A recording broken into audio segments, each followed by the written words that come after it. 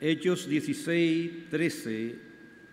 Y un día de reposo salimos fuera de la puerta junto al río, donde solía hacerse la oración, y sentándonos hablamos a las mujeres que se habían reunido. Entonces una mujer llamada Lidia, vendedora de púrpura de la ciudad de Tiatira, que adoraba a Dios, estaba oyendo, y el Señor abrió su corazón de ella para que estuviese atento a lo que Pablo decía. Y cuando fue bautizada y su familia nos rogó diciendo: si habéis juzgado que yo sea fiel al Señor, entrad a mi casa y pasad, y nos obligó a quedarnos. Así se fundó la iglesia de Filipo, a la orilla de un río, y luego una casa, y ahí viene lo que siempre viene a las iglesias, de las pruebas, como leyó el pastor Vázquez en todo el capítulo 16, nos vamos a dar cuenta, la persecución seguido por una muchacha que era pitonisa, una bruja, después vienen, la encarcelan. Siempre la iglesia va a tener sus pruebas, y la iglesia de Filipo no es la excepción, aunque una carta de gozo. Y hablando del gozo, hermano, hoy en día las personas están empeñadas, si me quitan el feedback están empeñadas en la búsqueda apasionada de la felicidad.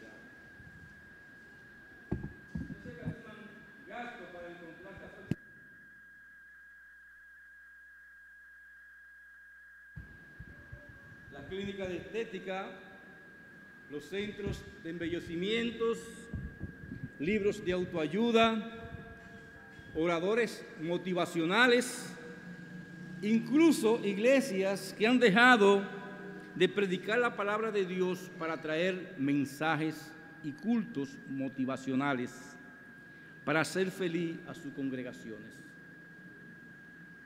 Pero pese a todo esto, para muchos esa puerta, para entrar a esa felicidad anhelada sigue cerrada, no se ha abierto. Incapaces de controlar sus circunstancias, descubren más bien que las circunstancias los controlan a ellos. Cada vez sus hogares, trabajos o relaciones, y en el caso de cristianos, de las iglesias, fallan a brindarle esa felicidad, abandonan entonces y buscan cosas nuevas, y se vuelve una cadena de querer conseguir más cosas. Yo me quedo asombrado en Estados Unidos, que usted entra a cualquier garaje de cualquier casa y hay muchísimas cosas compradas, guardadas ahí, y la botan para comprar otras nuevas. La botan nueva para comprar otras cosas nuevas, porque es en esa carrera que es del hombre. Nada. Y con todo, en el torbellino de la vida nunca parecen hallar la felicidad y el placer y la gratificación personal. Por eso el predicador de Eclesiastés declaró: vanidad de vanidades, todo es vanidad. Y si bien la felicidad, ese sentimiento de alegría fugaz, es difícil de alcanzar en el mundo, se nos escapa, pero el gozo del creyente no se escapa. El gozo bíblico, la firme convicción de que Dios controla de manera soberana los sucesos de la vida para el bien del creyente y para la gloria de Él, está al alcance de todo lo que obedecen al Señor. De hecho, Dios le ordena al creyente que se goce. Si nosotros vamos a Filipenses de nuevo, en el capítulo 2, versículo 18, dice allí el apóstol Pablo, 2:18, y asimismo gozado y regocijado también vosotros conmigo. Capítulo 3, versículo 1, dice allí, por los demás hermanos, gozado en el Señor. A mí no me molesto el escribir la misma cosa, y para vosotros es seguro. Un mandamiento de gozarse. Y dice en el capítulo 4, versículo 4, dice allí la palabra de Dios: regocijado en el Señor siempre, otra vez digo, regocijado. Y así vemos en otros libros y cartas del Nuevo Testamento la ordenanza de nosotros regocijarnos. Pero en esta carta de Filipenses, ese es el tema especial que tiene, el gozo del creyente. Se le llama la carta del gozo. La palabra que aparece aquí de una u otra manera se menciona Más de 12 veces se menciona la palabra gozo en este libro. Dice la palabra, en esta carta, dice el versículo 4, lo siguiente: siempre en todas mis oraciones, rogando con gozo por todos vosotros. Hermano, quien está escribiendo, un hombre que está en la cárcel. Versículo 18 del mismo capítulo 1 dice: ¿qué pues? Que no obstante de toda manera, o por pretexto o por verdad, Cristo ha anunciado, y en esto me gozo, y me gozaré aún más. Versículo, capítulo 2, versículo 2 dice lo siguiente: completad mi gozo sintiendo lo mismo, teniendo el mismo amor, unánimes, sintiendo una misma cosa. Y por ahí siguen como 10 versículos más en esta carta, hablando de la importancia de cómo deben los creyentes gozarse delante del Señor. Ahora bien, tanto las circunstancias del autor como de los destinatarios de esta breve epístola no son lo que se podría decir o considerar una fuente de gozo y felicidad. El apóstol Pablo era prisionero en Roma cuando escribió esta carta. Recuerden que el pastor Huáscar, cuando comenzó a hablar de Efesios, habló de esas cartas que se escribieron en la cárcel. Habló de la carta de la prisión de Filemón, de Colosenses y de Éfeso también. Esa fue la carta que escribió desde la cárcel. Filipo era una ciudad importante de la región occidental de Macedonia, y aquí fue donde se fundó la primera iglesia. La primera iglesia de Europa, en la casa de una mujer llamada Lidia. Pero es más importante para los cristianos a causa de la carta inspirada por el apóstol Pablo, dirigido a los creyentes de esta ciudad cuando estaba preso en Roma. O sea, la importancia es lo que Pablo escribe a esta iglesia después de haber pasado un tiempo, quizás muchos años, de cómo él quiere que ellos se conecten con el gozo que él siente estando en la cárcel. Y a Pablo se le nota un afecto especial por esta iglesia que había fundado en medio de dificultades. Y él sentía una ternura especial por la iglesia. Le digo una cosa, hermano: el pastor que no siente un amor especial por su iglesia no debe ser pastor de una iglesia. No debe dirigir una iglesia. Pablo sabía que habían engendrado a sus hermanos mediante dificultades, por decirlo así, y lo había nutrido en el evangelio, y por eso seguía amando. Hermano, no podemos nosotros, los que dirigimos las iglesias, querer solamente vivir de la iglesia. Eso es trágico lo que está pasando en el día de hoy.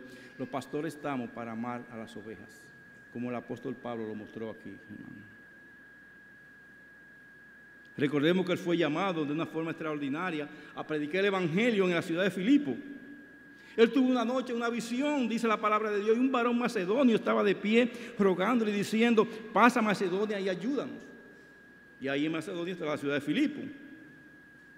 Vio pues que Dios marchaba delante de él, y es algo importante para lo que llamamos el ministerio. Tenemos que ver que Dios marche con nosotros, que Dios marche con nosotros y delante de nosotros. Y Pablo vio eso. Pero en Filipo él sufrió grandes aflicciones, como todo. No perdió por eso su afecto hacia la ciudad. No perdió su afecto por lo que sufrió, lo que leímos en el capítulo 16 de Hechos. Él no perdió su afecto, fue encarcelado, hicieron de todo. Y él no perdió su afecto por la ciudad. Nosotros debemos amar aún a aquellos que nos persiguen, dice la palabra de Dios. Y Pablo hizo eso por esta ciudad. Y le voy a decir una cosa, hermano: a veces nosotros nos consideramos pequeños como iglesia. Los comienzos de dicha iglesia fueron muy pequeños. ¿Se inició dónde? A la orilla de un río. Nosotros iniciamos en el patio de una casa. ¿Por quién? Por un grupo de mujeres. Y doy gracias a Dios por las mujeres de esta iglesia. Doy gracias a Dios por las mujeres de esta iglesia, por todas ustedes, hermano. Ustedes son la fortaleza, como fue Lidia, la fortaleza, y esas mujeres que estaban ahí de esa iglesia en Filipo. Pero pese a todas las presiones y a las cosas pequeñas que estaban pasando y la persecución que sufrió, Pablo no se desanimó. Y parece que esta iglesia de Filipo creció después hasta llegar a ser una floreciente comunidad. En particular, los hermanos de allí se portaron muy amablemente con el apóstol Pablo, porque mandaron una ofrenda cuando él estaba en la cárcel, porque amaban a este hombre de Dios. Cuando otra iglesia, porque le voy a decir una cosa, hermano: cuando uno está en desgracia lo abandona la gente. Cuando otra iglesia abandonaron al apóstol Pablo, la iglesia de Filipo estuvo cooperando allí, hermano. Y a esta epístola se le llama la epístola del gozo. Pero pocas experiencias de la vida del apóstol Pablo, de su impresionante conversión al camino de Damasco, 3 décadas antes, podemos considerarlo desde un punto de vista humano como un motivo de gozo. El apóstol Pablo fue un hombre sufrido. El apóstol Pablo había enfrentado una oposición violenta, implacable, tanto de los gentiles como de sus compatriotas judíos que no creían en él. Y se lo hizo saber a los corintios, en 2 Corintios capítulo 11, versículo 23 al 30. Justo después de su conversión, el apóstol Pablo, al proclamar valientemente el evangelio, provocó la ira de los judíos que vivían en Damasco. Y ellos procuraron matarlo y tuvo que escapar de allí en la noche, escondido en una canasta que lo bajaron por un muro. Tuvo que huir de Iconio. Fue apedrado y dado por muerto en Listra. Fue golpeado y encarcelado en Filipo. Tuvo que huir de Tesalónica después que su predicación suscitara un alboroto. De allí salió para Berea, donde también tuvo que escapar. Soportó la mofa y la burla de los filósofos griegos en Atenas. Fue llevado ante el procónsul romano en Corintio. Enfrentó la oposición judía y el alboroto de los gentiles en Éfeso. Cuando se disponía a viajar desde Grecia hacia Palestina, una confabulación judía de su propio pueblo, en contra suya, lo obligó a cambiar su itinerario. De camino a Jerusalén se encontró con los ancianos en Éfeso y en Mileto, y él declaró: llego yo en espíritu y voy a Jerusalén sin saber lo que allá me ha de acontecer, salvo que el Espíritu Santo por toda la ciudad me da testimonio diciendo que me esperan prisiones y tribulaciones. Al llegar a Jerusalén, los judíos de Asia Menor lo reconocieron en el templo y una turba enfurecida lo golpeó brutalmente y fue rescatado de una muerte segura por la intervención de los soldados romanos. Y mientras Pablo estaba bajo custodia en Jerusalén, los judíos planearon otra emboscada contra su vida, y en esto ocasionó que el comandante romano lo enviara al gobernador de Cesarea bajo estricta vigilancia de soldados romanos. Su caso se prolongó por muchos años para hacerle justicia. Y tras un viaje agitado que incluso naufragó, como dicen Hechos 27 y 28, Pablo llegó a Roma. Y en el momento de escribir esta carta a los filipenses, el apóstol pasaba 4 años de custodia en una cárcel romana, a espera de la decisión del César, de Nerón en aquellos tiempos, para cortarle la cabeza. ¿Tenía Pablo motivo para sentir gozo? Hermano, cuando nosotros nos persiguen, nos escondemos, nos entristecemos y comenzamos a decir: ¿por qué me pasa esto? Y el apóstol Pablo en esa circunstancia escribe una carta de gozo. ¿Tenía el apóstol Pablo motivo para estar gozoso humanamente diciendo? De ninguna manera, hermano. Pero ¿qué pasaba en el apóstol Pablo? Si nosotros vamos a Gálatas capítulo 2, versículo 20, nos vamos a dar cuenta por qué el apóstol Pablo soportó todo esto. Dice allí la palabra de Dios: con Cristo estoy juntamente crucificado. ¿Sabes qué está diciendo el apóstol Pablo? Yo estoy sufriendo los padecimientos de Cristo en la cruz. Y ya no vivo yo, mas vive Cristo en mí. Y lo que ahora vivo en la carne, lo vivo en la fe del Hijo de Dios, el cual me amó y se entregó a sí mismo por mí. El apóstol Pablo se sentía que era parte en la cruz de Cristo. Y cuando él dice: con Cristo estoy juntamente crucificado, es la cruz, Pablo y Cristo. Y ahí estaba el apóstol Pablo aplastado, y sin embargo el apóstol Pablo escribe una carta de gozo. Pero la iglesia de Filipo, a la que el apóstol Pablo le escribe esta carta, también tenía sus dificultades. Y le voy a decir una cosa, hermano: de este lado del cielo no hay una iglesia sin dificultades. Todos esos pastores que ustedes ven dando grandes conferencias, nos hemos reunido y lo hemos visto llorar por las dificultades que tienen en su iglesia, por predicar el evangelio como debe ser predicado. Y esta iglesia sufrió mucho, hermano.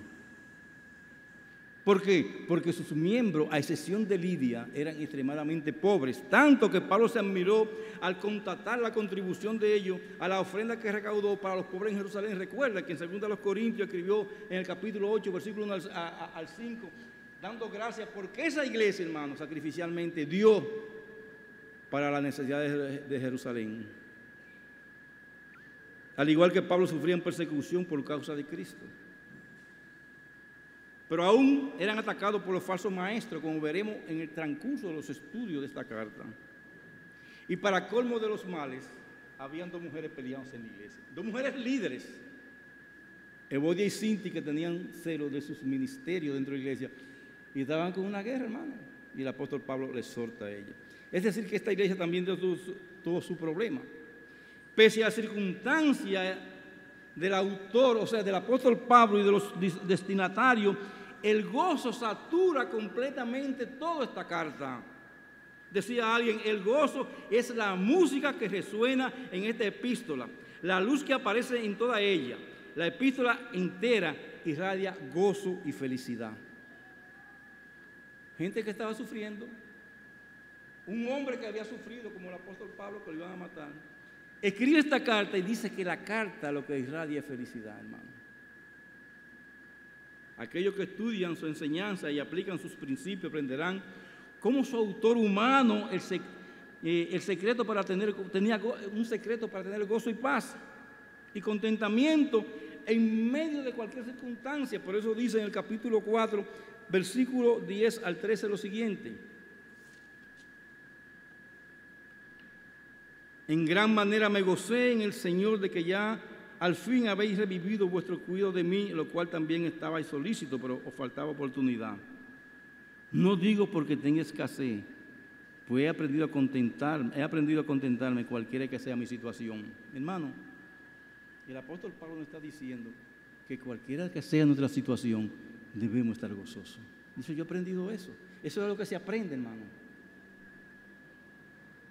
Sé vivir humildemente y sé tener abundancia. Y puede disfrutar su humildad, pero también cuando tenga abundancia, disfrute su abundancia. Y eso es así el apóstol Pablo. Y en todo y por todo estoy enseñado, así para estar saciado como para tener hambre, así para tener abundancia como para hacer necesidades. ¿Por qué? Porque todo lo puedo en Cristo que me fortalece. Realmente, hermano, aquí nos preguntamos, ¿por qué es importante para nosotros estudiar esta carta en estos tiempos?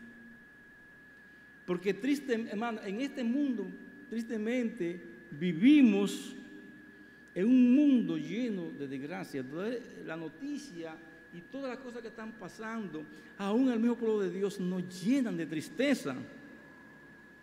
Un mundo caído que conoce bien la desesperanza, la depresión, la desilusión, la insatisfacción y el anhelo por una felicidad duradera que casi nunca llega. Y cuando creen que llega la felicidad, como pasaba en Afganistán, que por 20 años durante los americanos volvió de golpe otra vez a persecución y volvió de golpe a este problema, porque la felicidad no está en los hombres ni en las cosas, está en Cristo. Los momentos de placer y satisfacción son escasos en medio del dolor que predomina y la pesadumbre de la vida. Son tiempos difíciles que estamos viviendo. Leí la noticia de un ciclista, un muchacho joven, con el placer de correr en su bicicleta, se mató, dejó a su familia abandonada. No tenemos nada con lo que corren en bicicleta, hermano, pero las prioridades son de Dios. Muchas personas brigan poca o ninguna esperanza de que su vida va a mejorar también. Ahora, cuando fui a averiguar los precios para las cosas que se van a comprar para Haití y lo que se va a hacer para la comida de los pastores, me dice Belice y el hermano Paulino, han subido mucho los precios, pastor. Hay que orar para que el Señor siga proveyendo. La desesperanza va a aumentar con los tiempos. Se nos agolpa en nuestras vidas. Y largos años de vida se convierten con frecuencia en largos años de pesar, de frustración, pérdida de seres amados y amigos, y muchas veces limitaciones físicas y dolor. Y los momentos de felicidad para este mundo cada día están siendo más escasos, hermanos, y amigos que nos visitan.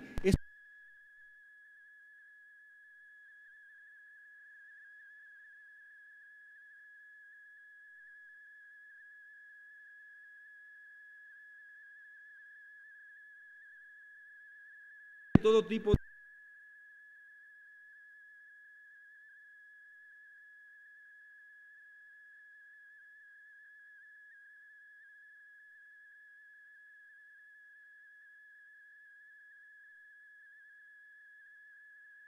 y algunos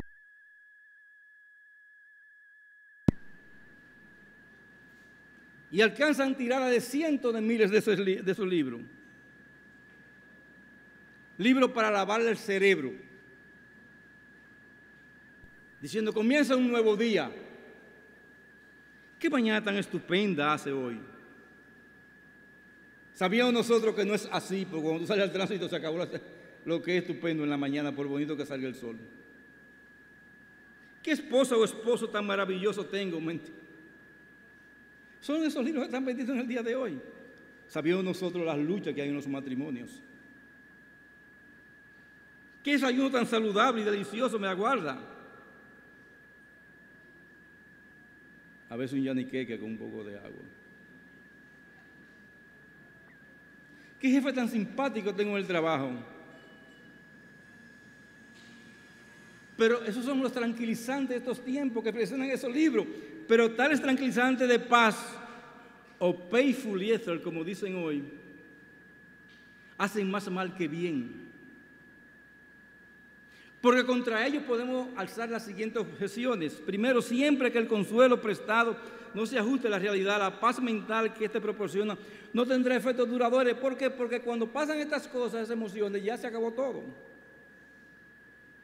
Segundo, lo más difícil de quebrantar de todo es el pecado. Y no hay un estímulo mental o pensamiento positivo que pueda eliminar el pecado. El pecado solamente lo elimina el Señor Jesucristo con su sangre. Tercero, la única paz que merece tal hombre es la paz con Dios. Y esta paz no puede ser autofabricada.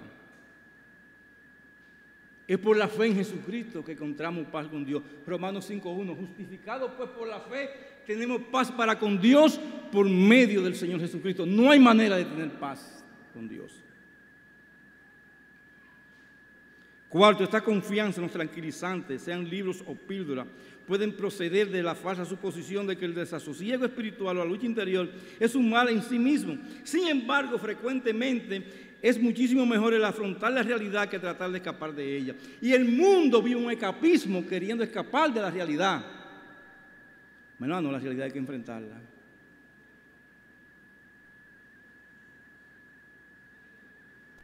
¿Por qué? Porque la evasión conduce a la apatía espiritual. El analizar y dar la cara a la realidad acerca de uno mismo es el único camino que nos puede llevar a la paz con Dios y considerarnos como pecadores que solamente descansaremos si venimos a los pies de Cristo, si vienen a los pies de Cristo. No importa lo que tú hagas en tu barrio, no importa la fiesta que tú tengas, si no vienes a los pies de Cristo no va a haber paz para tu vida. Pero tristemente la mayoría de las personas define la felicidad como una actitud de satisfacción o deleite basada en las circunstancias positivas que en gran manera escapan muchas veces de nuestro control.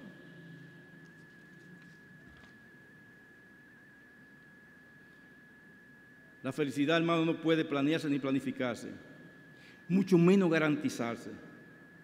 Solo se experimenta si las circunstancias son favorables y en ese momento nada más. Por tanto, esa paz que busca de una manera equivocada resulta incierta y esquiva porque está buscando la paz en el lugar que no debe buscarlo.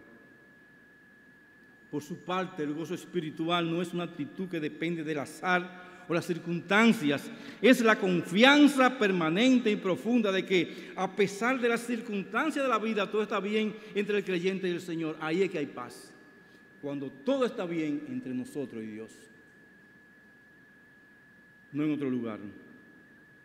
Sin importar qué dificultad, dolor, desilusión, fracaso, rechazo o cualquier otra prueba, el gozo verdadero permanece debido al bienestar eterno recibido por la gracia de Dios por medio de la salvación en Jesucristo y la esperanza que hay en nosotros de que sí habrá una paz duradera cuando estemos en el reino de los cielos. Mientras tanto lucharemos aquí.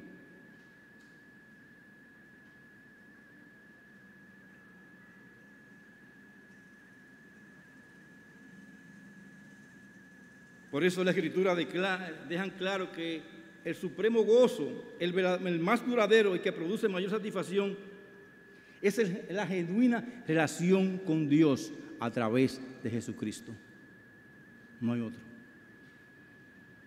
No se basa en las circunstancias ni el azar, sino que es la posesión permanente y el don de todo hijo de Dios. Por tanto, no resulta sorprendente que el gozo sea un tema importante en el Nuevo Testamento. El gozo es no es sorprendente, hermano. El gozo es un tema constante en el Nuevo Testamento. 96 veces en el Nuevo Testamento, incluyendo 12 veces en la carta a Filipenses, y 59 las palabras aparecen 3 veces, o sea, aparecen Filipenses hablando del gozo del creyente.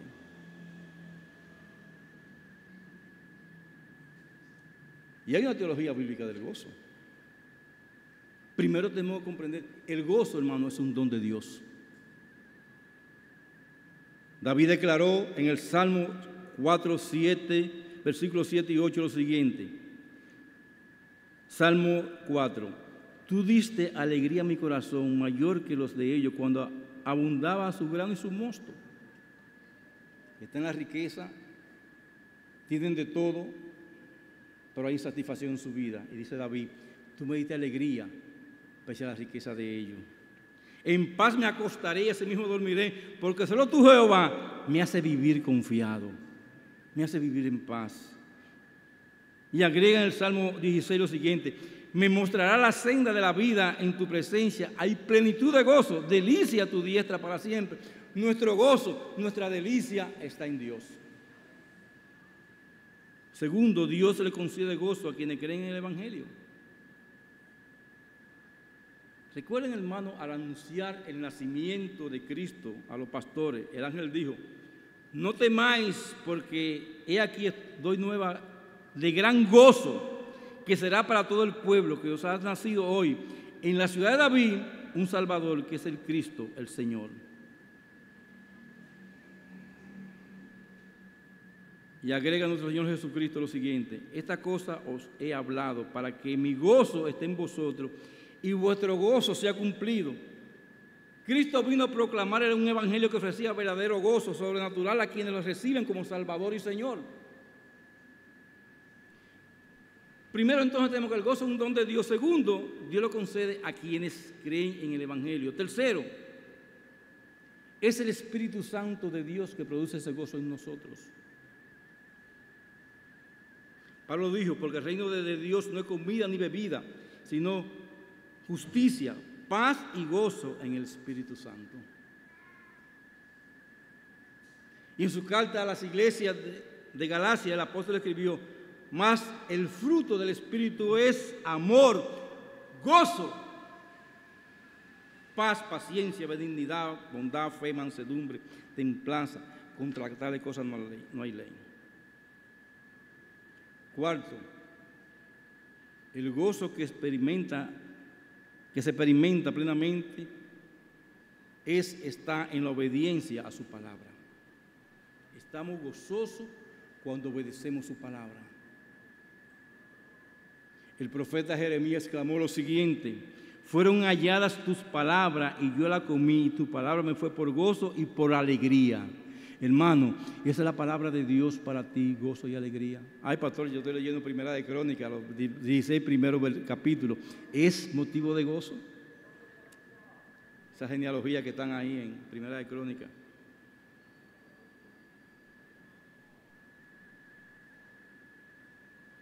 Y agrega: fue por gozo y alegría de mi corazón, porque tu nombre se invocó sobre mí, oh Jehová, Dios de los ejércitos.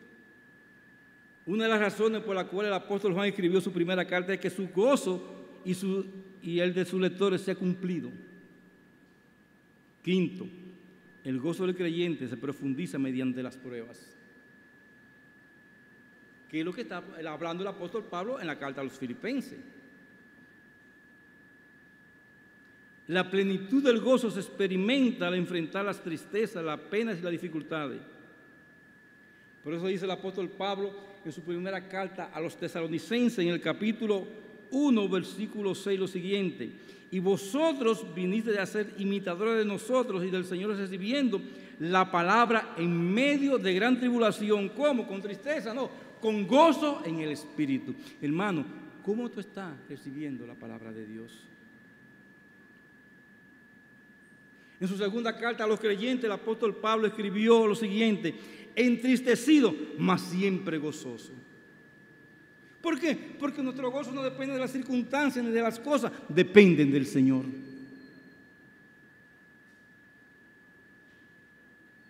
Santiago soltó a los creyentes con estas palabras: tened por sumo gozo cuando halléis en diversas pruebas.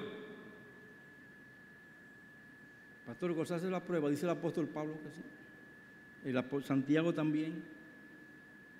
Y nosotros seguimos encontrando en muchísimos lugares. ¿Por qué? Porque las pruebas que nos manda Dios es para refinarnos y hacernos mejores creyentes. Y Pedro, añadiendo ánimo a sus lectores, escribió en su primera carta lo siguiente. Su primera carta, en el capítulo 1, versículo 3 al 6, dice: bendito el Dios y Padre de nuestro Señor Jesucristo, que según su gran misericordia nos hizo renacer para una esperanza viva por la resurrección de Jesucristo de los muertos, para una herencia incorruptible, incontaminada e inmarcesible, reservada en los cielos para vosotros que sois guardados por el poder de Dios mediante la fe, para alcanzar la salvación que está preparada para ser manifestada en tiempo postrero, en lo cual vosotros está escribiéndole a un pueblo que está sufriendo persecución y todo, os alegráis, aunque ahora por un poco de tiempo, si es necesario, tengáis que ser afligidos en diversas pruebas. En este mundo, hermano, dice el Señor Jesucristo, tendremos aflicciones. Recuerden haber vencido el mundo, pero nuestro gozo final va a ser en los cielos. Y no circunstancial, sino eternal, por todos los tiempos.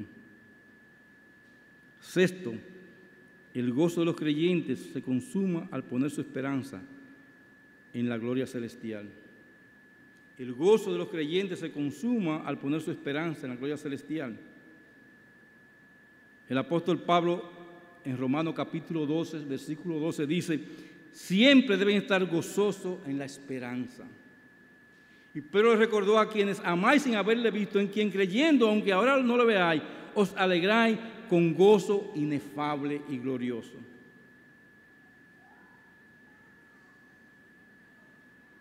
Y Judas termina su carta diciendo: y aquel que es poderoso para guardaros sin caída y presentaros sin mancha delante de su gloria, con gran alegría, al único y sabio Dios, nuestro Salvador, sea la gloria y majestad, imperio y potencia, ahora y por todos los siglos. Amén. Ahora bien, si alguien desea saber cómo se obtiene la verdadera paz o tranquilidad del corazón y de la mente, debe acudir a esta carta que vamos a estudiar, hermano. Alguien llamó esta carta de Filipenses una pequeña gema de 4 brillantes capítulos que le hablan a un hombre que ya lo ha encontrado en medio de las dificultades. Este hombre ha descubierto el tesoro más apreciado de la vida. Es el hombre más feliz del mundo. Ahí lo iban a matar. Es el hombre. ¿Por qué? Porque su gozo estaba en Cristo.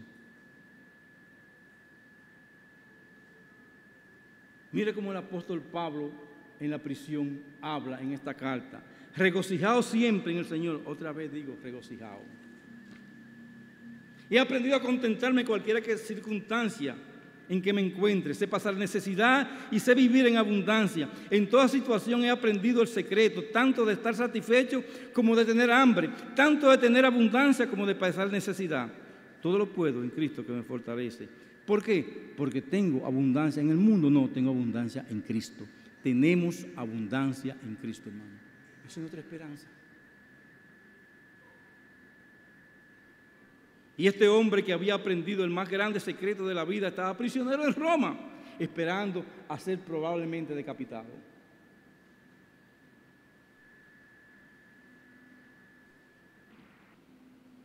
Hermano, escribiríamos nosotros a punto de ser llevado a la silla eléctrica o hacer lo que sea, escribir con gozo. No tengo el testimonio completo, solamente lo escuché, de una familia en Australia, no, en la India, que mataron al esposo y 2 de los hijos. Quedó la esposa y una hija de 13 años. Y cuando le preguntaron a ellos que se iban a volver de nuevo a Australia, a su país de origen, dijeron que no, que iban a seguir sirviéndole al Señor. Y le preguntaron a esa niña de 13 años, ¿por qué? De 13 años, ella dijo, porque mi padre murió para traer la felicidad que da el Evangelio de Cristo. Se quedaron en la India y fueron hace un tiempo condecorados por el gobierno de la India por su servicio a esta nación. Pero lo más importante, que la corona de estas personas que sufrieron es grandísima en los cielos. Así pues, hermanos, concluyendo, para estudiar la epístola a los Filipenses son las siguientes razones. En ella se nos revela el secreto de la verdadera felicidad. La manera en que esta felicidad puede obtenerse está claramente en esta carta. Segundo, ella nos revela al hombre que ha aprendido tal secreto. La epístola a los Filipenses es la más personal de todas las que el apóstol Pablo escribió. Incluso no tiene teología, o muy poca teología. Aquí se ve el verdadero gozo de un hombre que sirve a Dios. No quiero hablar de lo que a uno le pasa, pero me preguntaron, pastor, usted tiene 73 años, ¿qué usted va a seguir haciendo? Yo le dije en Estados Unidos, servirle a Cristo. Me dijeron, aquí hay un empleo para usted, pastor. Aquí, no, yo le sirvo a Cristo en mi país. Ese es mi mayor gozo, hermano. Con mis debilidades, con todas las aflicciones que vienen, pero también con todas las bendiciones. Yo no cambio, hermano, mi servicio a Cristo por nada. Por eso le pido a la iglesia siempre que se acuerden del Salmo 69:6, Señor, que por mi causa el nombre tuyo no sea vituperado, porque quiero terminar mi vida sirviéndole a Cristo. Dice que los hombres duran 70, el más fuerte 80, o sea que yo estoy cerca, pero quiero servirle a Cristo. En esta carta, en tercer lugar, ella nos revela al Cristo que fue quien enseñó el secreto. En ella se nos presenta a Cristo, nuestro modelo y ayudador en la grandeza de su amor condescendiente. Eso veremos, hermano, que Cristo dejó su trono y se hizo hombre por nosotros, como es narrado en el capítulo 2. Por eso te invitamos a venir con nosotros a escudriñar esta carta, con nuestras limitaciones humanas que tenemos para estudiar, para ver todas las verdades que hay allí, para que aprendamos a gozarnos en Cristo. Pastor, pero yo no tengo a Cristo. Hoy es el día de la salvación. Hoy es el día que venga para que el Espíritu Santo rompa el velo de tu cobrantismo y tú vengas a los pies de Cristo. Te pedimos, todos nosotros, a ti que no conoces a Cristo, que venga a Cristo a ver estas verdades. Solamente por Cristo podemos experimentar gozo. Que Dios nos bendiga. Te damos gracias, Señor, porque en medio de estos tiempos tú consuelas y fortaleces a tu pueblo. Te pedimos, oh Dios, que nos siga bendiciendo, Señor, con tu palabra y que ella, Señor, nos sirva para seguir hacia adelante en estos tiempos difíciles, pero no quejándonos, Señor, sino dándote gracias por estar en ti, estar en Cristo, con tu Espíritu Santo y con tu palabra. Bendícenos, Señor. Te lo suplicamos en el nombre de Jesús. Amén.